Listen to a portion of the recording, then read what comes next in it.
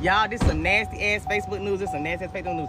This little white girl right here, her daddy posted this picture, right? Now, when he posted this picture, didn't nobody know at the time that that baby was his grandbaby / his baby. According to the records and whatnot, they said that he was having an incestuous relationship with his daughter since 2019. She gave birth to a 1-year-old, she got a 3-year-old, and she got a 5-year-old, all by her daddy. Now, right now, she's 21 years old. But according to documents, she was 16-year-old when this shit started, and her daddy was 38. Now, this is how they got found out. Now, the last baby that she had, the one that he put in there, said this grandbaby, daddy baby, or whatever the hell he said, that baby right there, when the baby was 1 year old, the baby weighed 6 pounds.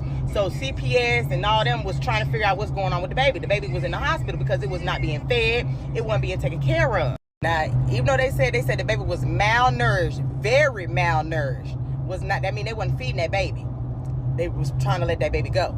And then they said that the doctor said that he noticed when looking at the baby suffered from symptoms that he would see in babies that had incestuous relationship babies, like babies that was born in an incestuous relationship, you know, them little nasty folks that be hunching on each other and daddy mamas, daddy brothers, sister cousins, that nasty shit. That's what they did. That's what they did. The document said that it showed that the baby had first generational something about the parent. I don't fucking know how to read that shit, y'all. That shit is a bunch of long ass words. But basically they said that the mama of the baby and the daddy of the baby was related.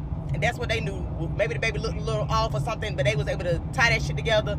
They went and did a paternity test on the other 2 kids and seen that the daddy had been hunching the daughter all that time, and that's all his kids. She posted and said on Facebook, the grandmother knew what was happening this whole time. She dead now.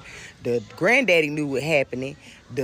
Family members knew what was happening. She reported this shit to CPS a whole bunch of times, but they made it seem like she was lying. Nobody investigated. Nobody went and checked until they went to the hospital because the little baby was malnourished, and now CPS is really involved, and they go do a paternity test, and then they see that all the reports that she actually made all those times back in the day, that's basically what she was saying in her long paragraph. Is she was explaining that CPS failed her grandmother failed her granddaddy failed her daddy failed her. She was just as abused since she was like 9 years old by her own daddy.